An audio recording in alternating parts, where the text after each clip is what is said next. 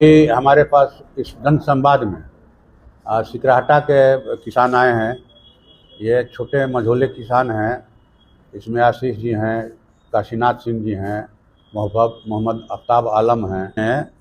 दिसंबर में ही 19 किसानों से 1306 क्विंटल धान की खरीद किया। लेकिन अब जो है पैक्स अध्यक्ष कह रहे हैं कि भाई माने पैसा उसी को मिलेगा जो भाजपा का समर्थक है, जो इंडिया गठबंधन का समर्थक है उसको पैसा नहीं मिलेगा। हमने तो इस सिलसिले में वहाँ के बीसीओ से, तरारी ब्लॉक के बीसीओ से भी बातचीत की थी अतीत में। भोजपुर जिला के डीसीओ से बात की। अभी यहाँ से भी हमने भोजपुर जिलाधिकारी से बात किया और उन्होंने कहा कि हम दिखवाते हैं। तो ये लोग तो माने दो बार जो है वहाँ दिए हैं धान, माने आवेदन दिए हैं जिलाधिकारी के यहाँ, और उन्होंने हर बार आश्वासन दिया कि हम भाई पैसा दिलवाते हैं। तो ये छोटी पूंजी वाले किसान हैं और सरकार कह रही कि हम किसानों का आमदनी दुगना करना चाहते हैं।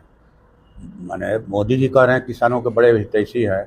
अभी जो अमेरिका के साथ भारत का व्यापार समझौता हुआ, उन्होंने समझौता पर हस्ताक्षर किया और अमेरिका के कृषि उत्पादों पर भारत में 0% टैरिफ लगाया गया है, जो कि 15% से ज़्यादा होता था पहले। तो भारत के किसानों के गले में, यहाँ के छोटे मझोले व्यापारियों के गले में उन्होंने फांसी का फंदा डाल दिया है।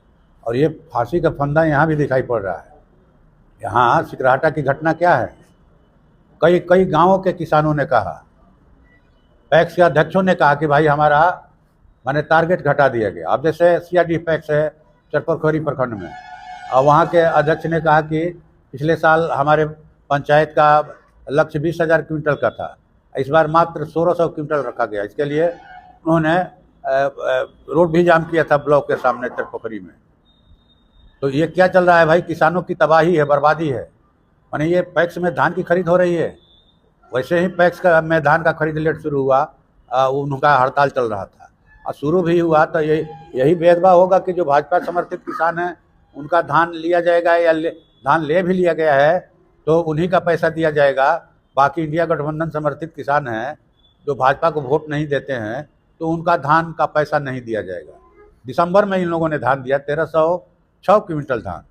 माने क्या चल रहा है भाई, माने यही सुशासन है, यही सबका साथ सबका विकास है। तो अभी तो हम लोगों ने बात किया, जिलाधिकारी से बात किया, उन्होंने कहा कि हम दिखवाते हैं। हम बोले कि ठीक है, आप माने दिखलाइए, माने सब एक सप्ताह के अंदर इनका पैसा दिलवाइए।